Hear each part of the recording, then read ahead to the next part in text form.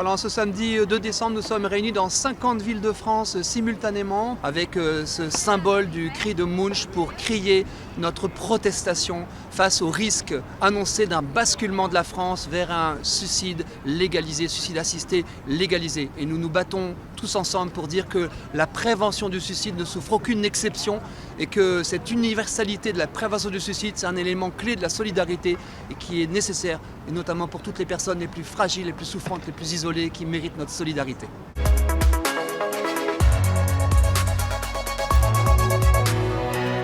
Nous sommes dans une veillée d'armes parce que le gouvernement envisage ce projet de loi imminent. Il devait être sorti, n'est pas encore sorti. Mais nous savons par des indiscrétions et aussi par le débat qu'il y a pu y avoir qu'il s'orienterait vers ce qu'il appelle l'aide à mourir et qui en fait dissimule les deux mots MAUX que sont le suicide assisté et l'euthanasie. Et nous nous disons le suicide assisté, c'est non-assistance à personne en danger. Nous disons que la société s'honore en prévenant toute forme de suicide. Et nous sommes donc réunis pour contester par un cri de protestation la levée de l'universalité de la prévention du suicide. On nous dit que la Convention citoyenne a décrété que les Français seraient favorables au suicide assisté, mais il faut regarder la réalité des faits. 800 000 soignants qui sont des experts du sujet, qui accompagnent les personnes, ont réaffirmé dans un appel commun que ni l'euthanasie ni le suicide ne pouvaient être des soins. Nous avons les experts de la prévention du suicide qui mettent en garde en disant attention aux messages que vous délivrez aux personnes désespérées. Et on remarque aussi que lorsque des personnes se retrouvent en situation de dépendance et de maladie, elles n'ont plus la même position qu'elles avaient lorsqu'elles étaient en bonne santé. Et donc voilà, une convention citoyenne de personnes en bonne santé qui ont écouté aussi au démarrage beaucoup de personnes militantes de l'euthanasie n'a pas été forcément informées comme il aurait fallu sur ces enjeux. Et nous prenons en tant qu'aussi experts de la prévention du suicide par notre service SOS Fin de Vie, nous prenons la défense des personnes désespérées en disant qu'il faut vraiment les soutenir.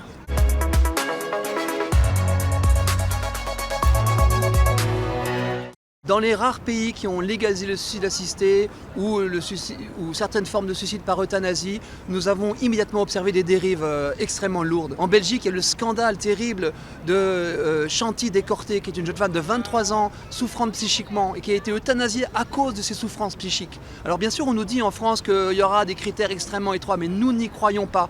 Dès qu'on a levé par une exception cet interdit de passer à l'acte, de tuer, qui est depuis le serment d'Hippocrate vraiment le fondement de la déontologie médicale.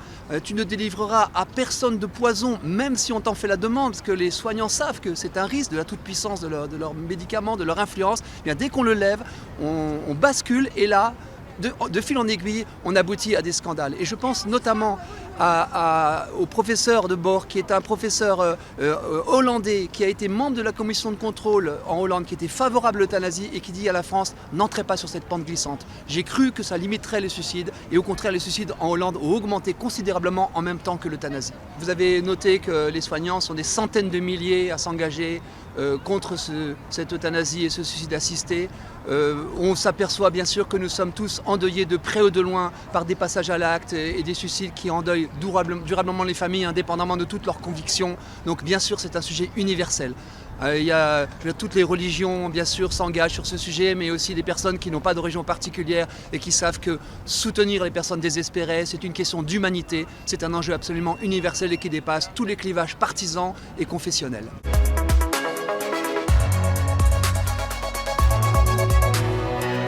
Il y a en France encore 21 départements qui n'ont pas d'unités dédiées de soins palliatifs. Il y a des services mobiles, mais il n'y a pas ces unités dédiées. Encore la moitié des Français qui auraient besoin d'accéder aux soins palliatifs n'y ont pas accès, alors que la loi de 99 prévoyait ce droit d'accès. Et donc ce que nous demandons au gouvernement, la priorité politique, c'est d'aborder la crise multiforme des services de santé, l'accès aux urgences, les soins antidouleurs, les centres aussi de traitement de la douleur qui sont encore défaillants, l'accès aux soins palliatifs, une loi grand âge et autonomie qui a censé été reportée et qui est annoncée, mais on ne sait pas encore exactement comment. Donc il y a vraiment des urgences sanitaires majeures pour soulager et bien sûr ne pas fragiliser davantage un système de santé extrêmement précaire aujourd'hui par cette levée très lourde de conséquences. Le message que nous adressons à ceux qui font appel à nous, qui sont dans des grandes souffrances morales et psychiques et qui sont dans des maladies graves, d'abord d'avoir accès vraiment au traitement antidouleur.